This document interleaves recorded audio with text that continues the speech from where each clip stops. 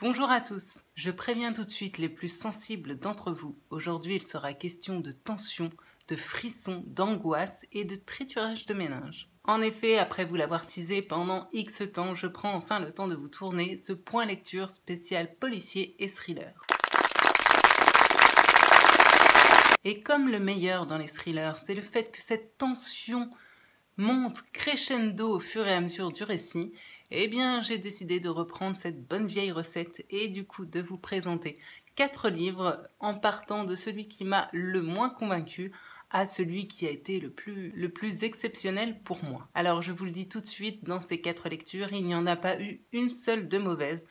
Donc on va dire que même le premier que je vais vous présenter mérite toute votre attention. Le premier livre dont il sera question aujourd'hui, il s'agit de Dernier tango à Lille de Blandine Lejeune aux éditions Raveanso dans leur collection Polar en or. Alors dans cette histoire, nous allons débuter avec le docteur Libovitch, un psychanalyste qui pratique dans son cabinet du Vieux-Lille. C'est un homme plutôt séduisant qui n'a jamais eu de soucis pour conquérir les femmes et en plus de ça, il a une certaine passion pour le tango argentin. Jusque-là, tout va bien, sauf qu'un soir, le docteur Libovitch est égorgé dans son cabinet du Vieux-Lille. Nous allons donc suivre le commandant Boulard qui va prendre en main cette enquête afin de découvrir qui a bien pu décider d'une fin aussi horrible pour le très cher docteur. Alors comme vous devez vous en douter, ce qui m'a attiré en premier lieu avec ce petit livre que j'avais trouvé durant une brocante, c'est forcément le titre, hein. Savoir que ça se passe à Lille alors que je vis en métropole lilloise, moi ça m'intéresse plutôt pas mal. Effectivement, j'aime beaucoup les polars qui se passent dans ma région. Et du coup, celui-ci m'a fait de l'œil direct, alors que je vous avoue que je ne connaissais pas du tout l'auteur. J'avais déjà lu quelques polars dans cette collection, donc Polar en or. Et il faut avouer que même si ça n'a jamais été des gros coups de cœur, j'ai rarement été déçue. Alors comme je le disais, je ne connaissais pas du tout cet auteur. Et malgré tout, écoutez, ça a été pour moi plutôt une bonne lecture. Alors clairement, la plume est assez classique et même la construction du récit a un petit coup de déjà vu, voire... moi personnellement, ça m'a rappelé un petit peu ces policiers, ces polars qu'on pouvait trouver il y a 10-15 ans. Finalement, c'est un récit plutôt classique, mais malgré tout, ça marche. Et moi, j'ai plutôt bien accroché. Alors, je vous avoue que j'avais compris le gros du dénouement à la 40e page. Mais bon, ça, une fois de plus, je pense que ça vient du fait que je lis énormément de thrillers et de policiers. Malgré ça, j'ai plutôt été embarquée par l'histoire. La plume est fluide et l'intrigue est, selon moi, plutôt bien menée.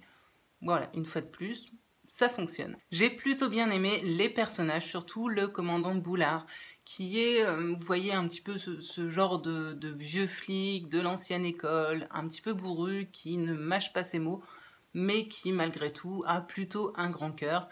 Et puis, forcément, voilà, savoir que ça se passait dans le Vieux-Lille, à l'île-Centre et compagnie, moi, ça m'a plu, puisque les lieux, du coup, me parlaient et je les visualisais sans souci. Je vous avoue qu'au début du récit, j'avais peur que cette idée du tango prenne un petit peu trop de place dans l'histoire, parce que voilà, moi le tango c'est pas forcément quelque chose pour lequel je porte un grand intérêt, mais en fait j'ai trouvé cette idée du tango très bien dosée. Voilà, ça sert juste assez de fil rouge dans l'histoire, on en apprend juste ce qu'il faut sur cette danse que personnellement je ne connais quasiment pas, et c'était finalement plutôt agréable. Alors comme je le disais, ce récit n'a pour moi rien de très original ni de totalement révolutionnaire. C'est finalement un récit, comme je le disais, un policier très classique, mais qui fonctionne très bien. Une petite lecture si vous souhaitez entre deux, puisque c'est vraiment pas un récit très long, il doit faire un petit peu plus de 200 pages je crois. Ça se lit très bien, ça se lit très vite. Voilà, ne vous attendez pas à quelque chose d'extrêmement surprenant. Mais c'est une histoire qui tient la route, moi j'ai bien aimé, voilà, les personnages, je trouve que l'ensemble est vraiment plutôt bien construit, donc si vous souhaitez lire un policier dans le genre classique, écoutez, je pense que celui-ci peut tout à fait faire l'affaire. J'ai ensuite lu Avant d'aller dormir de S.G. Watson aux éditions Pocket. Alors là, nous sommes dans une toute autre thématique, puisque dans Avant d'aller dormir, nous suivons Christine, une femme qui se réveille un matin dans son lit, et elle a la surprise de voir dans le reflet du miroir qu'elle a pris 20 ans dans la gueule. En fait, l'histoire, c'est que Christine est amnésique, qu'elle ne se souvient pas de ses, en gros, 20 dernières années. Et du coup, tous les matins, elle se réveille dans une maison dont elle ne se souvient pas que c'est la sienne, avec à côté d'elle un mari qu'elle ne se souvient pas être son mari. Tout ça, c'est pas simple à vivre tous les jours. En parallèle de ça, Christine va faire la rencontre d'un médecin qui va lui prodiguer d'écrire en fait tous les jours dans un journal ce qu'elle a vécu dans sa journée, ce qu'elle a appris, etc. pour pouvoir d'un jour à l'autre en fait relire son journal et s'en souvenir. Et c'est grâce à ce journal qu'elle va se rendre compte qu'il y a certaines petites voire grosses incohérences entre ce que lui raconte son mari et ce qu'elle découvre finalement sur sa vie. Ce livre a été pour moi une très jolie clacasse dans ma tronchasse. J'ai clairement adoré le concept de départ de cette femme qui, d'une journée à l'autre, ne se souvient pas du jour précédent. Moi, c'est clairement un pitch qui m'a tout de suite accroché et j'avais très hâte de le découvrir. Ce livre est divisé en 3 parties. La première dans laquelle on suit Christine à l'heure actuelle. La deuxième dans laquelle est retranscrit son journal intime. Et la troisième où on revient effectivement au début du récit. J'ai beaucoup aimé le fait que dans ce récit on retrouve toute une partie sous forme de journal intime et également que le récit soit raconté à la première personne. Parce que pour moi, ça m'a vraiment aidé à me plonger dans l'histoire, à me mettre totalement dans la peau de Christine. Et faut avouer que c'était plutôt angoissant. Alors oui, forcément, il y a des redondances dans ce récit, mais c'est tout à fait normal puisque Christine doit se répéter les choses jour après jour. Et donc, ça fait complètement partie du processus qui, au fur et à mesure, nous plonge vraiment dans la peur, dans l'angoisse. Et je dois avouer que l'auteur nous balade pas mal dans cette histoire. Il nous balade tellement qu'on en vient à douter de tout. Savoir, comme elle, si ce qu'elle lit, si ce qu'elle raconte sont de véritables souvenirs ou si elle a inventé, savoir si où est le réel, où est la folie, où est la limite entre les deux. On passe notre temps à nous aussi nous poser ces questions. J'ai vraiment beaucoup aimé cette histoire qui ont pour moi une structure et un thème que je ne rencontre pas régulièrement en littérature et encore moins en thriller. Donc rien que pour ça, pour l'originalité, ça l'a plutôt fait. La plume de l'auteur est acérée et efficace, diablement efficace je dirais même. Le récit va crescendo, on a vraiment un rythme qui s'accélère au fur et à mesure et ça, pour moi, c'était franchement très très agréable. Alors non, je ne dirais pas que ça a été jusqu'au coup de cœur, mais néanmoins ça a été pour moi une très bonne lecture. Voilà, j'ai complètement plongé dans l'histoire, il y a eu juste ce qu'il fallait d'angoissant, ça m'a fait douter pratiquement jusqu'au bout. J'ai pas été non plus là totalement surprise par le dénouement que on sent quand même poindre à un moment. Mais malgré tout, je dois avouer que ce récit est franchement très bien réussi et c'est un parfait exemple pour moi de thriller psychologique. Il n'y a pas de sang, il n'y a pas de meurtre, de choses comme ça, mais c'est vraiment typiquement le genre de récit qui vous retourne le cerveau et moi c'est quelque chose que j'aime vachement. J'ai ensuite lu Hortense de Jacques Expert aux éditions Sonatine. Ce récit, j'en avais entendu parler de nombreuses fois et en des termes complètement élogieux.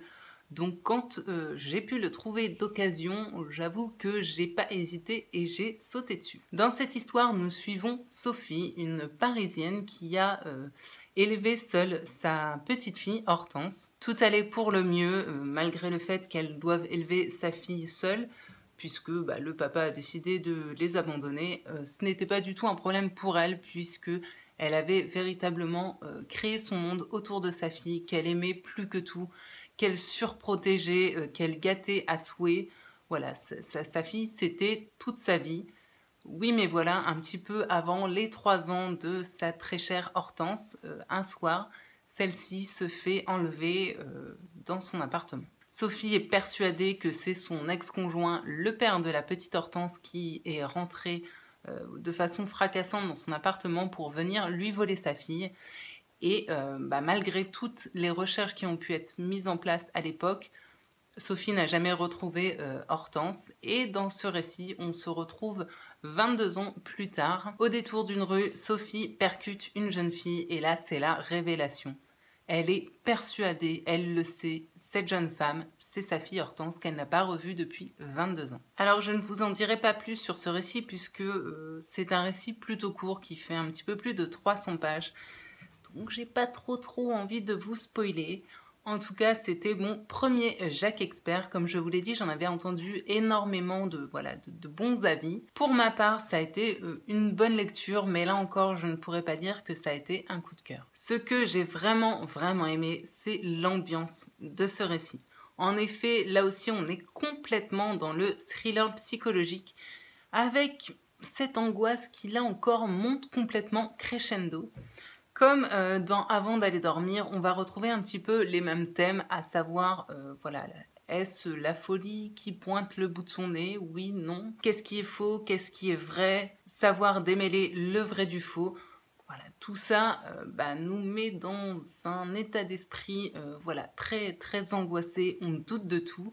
Et ça, c'était franchement plutôt bien réussi. L'auteur passe son temps à brouiller les pistes et moi, personnellement, j'ai beaucoup aimé puisqu'en fait, dans certains chapitres, nous avons des procès-verbaux de la police.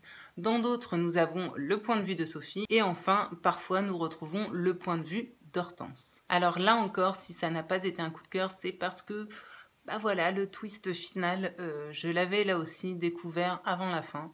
Après, il faut reconnaître que c'est une fin avec un twist qui, pour moi, peut séduire pas mal de lecteurs. Voilà, c'est une fin à laquelle j'adhère plutôt, même si je pense l'avoir déjà pas mal rencontré dans d'autres thrillers, ce qui fait que voilà, j'ai pas été surprise du tout. Mais une fois de plus, comme je vous le disais, personnellement, j'en lis énormément, donc ce qui fait que lorsque je retrouve certaines structures, on va dire que ça me met sur la piste et du coup j'arrive à deviner les fins. Après, pour quelqu'un qui n'a pas l'habitude de lire énormément de thrillers, je pense tout à fait que ce livre peut vous surprendre et voilà, vous laisser un petit peu pantois sur la fin. Malgré tout, ça a été pour moi, comme je vous le disais, une bonne lecture. C'est un récit très bien rythmé. J'ai beaucoup aimé la plume de l'auteur et du coup, je pense que j'en lirai d'autres de Jacques Expert pour voir si l'expérience se réitère, si ces autres livres me conviennent autant, et puis peut-être qu'un coup de cœur sera un moment ou un autre déclenché avec cet auteur. Pour terminer en apothéose, en apothéose totale, j'ai lu Le Chuchoteur de Donato Carisi aux éditions Le Livre de Poche. Alors ce livre, j'en avais tellement entendu parler. Je remercie surtout Séverine de la chaîne Il est bien ce livre de nous avoir rabâché 1000 fois de le lire parce que selon elle, il était absolument génial. Et je ne regrette pas une seconde de l'avoir écouté, d'avoir suivi son conseil parce que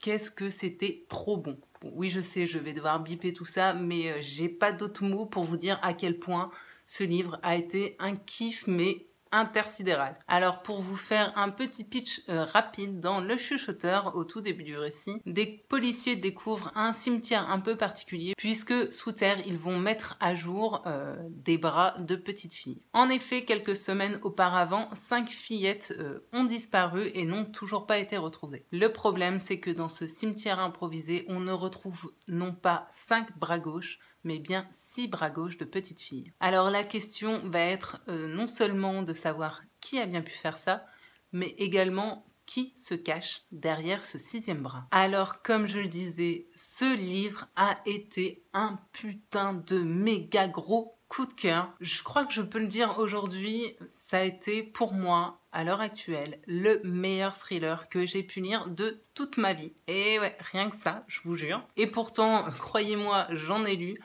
Mais voilà, cette histoire, clairement l'auteur nous balade, mais d'un bout à l'autre du récit. Pour le coup, je n'ai vu venir aucun des twists qu'on retrouve dans cette histoire. Et pourtant, comme je le disais, comme vous l'avez vu précédemment, en règle générale, je les vois arriver à l'avance.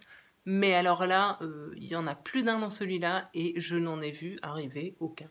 Il m'a bluffé de A à Z. Le pitch de base avec ses bras gauches de petite fille m'avait déjà clairement bien tapé dans l'œil, mais l'auteur nous emmène vraiment beaucoup plus loin que ça dans ce récit. On va creuser plein de pistes.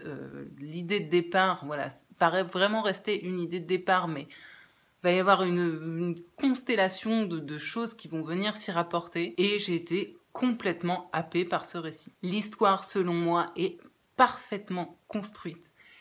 Et c'est bien une des rares fois où je peux le dire, mais je ne changerai absolument rien, pas une seule ligne dans ce bouquin. Les personnages sont super bien construits, pas du tout caricaturaux.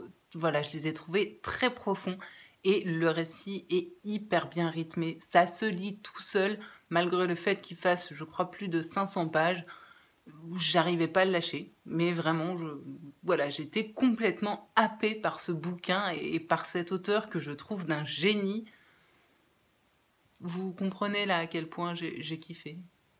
Je sais pas comment être plus clair. L'ambiance est angoissante, stressante et surtout psychologique à souhait. Alors là, oui, clairement, en plus du côté psychologique du thriller, on a quand même des détails, voilà, un petit peu sanglant, cracra, je vais pas vous le cacher, hein. Il y a des passages qui m'ont un petit peu soulevé le cœur, malgré le fait que j'ai l'habitude de lire ce genre de récit. Voilà. Personnellement, pour ceux qui l'ont lu, je sais pas ce que vous en avez pensé, mais alors moi, le passage de la scarification, bah, c'est celui, bizarrement, qui m'a le plus... Alors, dans ce récit, il n'y a aucun lieu réel qui est cité, mais là où l'auteur a été pour moi très intelligent, c'est qu'il a mêlé à son histoire des passages dans lesquels il fait allusion à de véritables cas de tueurs en série ou d'affaires criminelles qui ont réellement existé. Et du coup, j'ai trouvé que bah voilà, ça a amené vraiment du concret à son récit, ça permettait vraiment d'ancrer son récit dans le réel. Et bah, j'ai trouvé le procédé franchement voilà, très intelligent et très bien manipulé. Vous ne pouvez pas imaginer à quel point j'ai hâte de lire le tome 2 de cette duologie. Voilà, ça a été vraiment un véritable coup de cœur pour cet auteur. Ça faisait bien longtemps que ça m'était pas arrivé. En fait, le dernier coup de cœur d'auteur que j'ai pu avoir, c'était avec Nadine Monfils. Et là, là c'est encore un autre niveau. Voilà, cet auteur m'a apporté vraiment tout ce que j'aime et surtout tout ce que je recherche dans les thrillers. Ça a été juste parfait sur toute la ligne. C'est donc avec beaucoup d'impatience et surtout beaucoup de bonheur que je découvrirai les autres livres de cet auteur. Parce que s'ils sont tous de ce niveau-là, oh, je vais kiffer, mais je vais kiffer. Voilà, n'hésitez pas à me dire si vous aussi vous avez lu certains de ces thrillers ou si vous en avez d'autres dans le genre à me conseiller. Voilà, je suis toujours preneuse de bons titres de thrillers psychologiques, angoissants. Voilà, le genre de truc qui peut vous empêcher de dormir la nuit, mais qui, bah, bizarrement, moi, me font kiffer à mort. Je vous annonce déjà qu'il y aura d'autres points lecture comme celui-ci, spécial thriller, puisque... bah voilà, je suis toujours dans ma grosse période thriller. J'avais essayé de m'ouvrir à d'autres styles littéraires, mais il faut bien reconnaître que voilà, mon amour de base pour la littérature s'est toujours tourné vers les policiers, les thrillers et les romans noirs. Et bah là, chasse naturelle, il revient au galop quoi. En plus de ça, je vais bientôt vous présenter d'autres titres dans une autre vidéo pour laquelle j'ai un peu honte. Je vous donne un indice, j'ai craqué mon slip. Et ouais. J'espère donc que cette vidéo un petit peu plus thématique vous aura plu. Là encore, on n'hésite pas, si ça a été le cas, on met des jolis pouces levés. Et puis, bah, n'hésitez pas à me dire en commentaire si effectivement d'autres points spéciaux, thriller, romans noirs et policiers vous intéressent ou pas. Voilà, savoir si je continue à faire des petits thèmes comme ça, si ça en intéresse certains, ou si vous préférez des vidéos dans lesquelles je mélange les genres littéraires. Avant de clôturer cette vidéo, je voudrais juste prendre un tout petit moment pour remercier du fond du cœur tous les gens qui se sont abonnés à la chaîne, puisque depuis quelques jours, nous avons passé la barre des 200 abonnés. Alors oui, je sais, pour certains, vous trouverez ça peut-être très peu, mais moi, vous ne pouvez pas savoir à quel point ça m'emplit de joie. Je sais, c'est peut-être un détail pour vous, mais pour moi, ça veut dire beaucoup. Ok, référence de merde qui va sûrement pas parler aux plus jeunes. Bon. J'ai donc décidé que le jour où nous passerons les 500 abonnés, je vous filmerai et vous diffuserai sur cette chaîne ma petite danse de la joie. Je vous préviens, elle est particulièrement ridicule. Oui, mais voilà, moi le ridicule, je m'en fous, clairement. Et puis, bah, si ça peut vous faire rire un coup, pour vous remercier de tous vous abonner, bah écoutez, je relève le défi. J'espère donc que les vidéos vous plaisent toujours autant. N'hésitez pas à me soumettre, si vous le souhaitez, quelques thèmes de prochaines vidéos, même si clairement j'en ai déjà pas mal en tête et voilà. Faut juste que je trouve le temps de tout tourner. Sur ce, il paraît qu'en ce moment, il y a un petit challenge littéraire dans l'air. Le Pumpkin Autumn Challenge, à ce qu'on m'a dit, et bah faudrait peut-être que je m'y remette. Je vais donc retourner à mes lectures actuelles. Je vous souhaite paix, amour et littérature dans vos cœurs et je vous retrouve très bientôt, je l'espère, sur cette chaîne. Salut!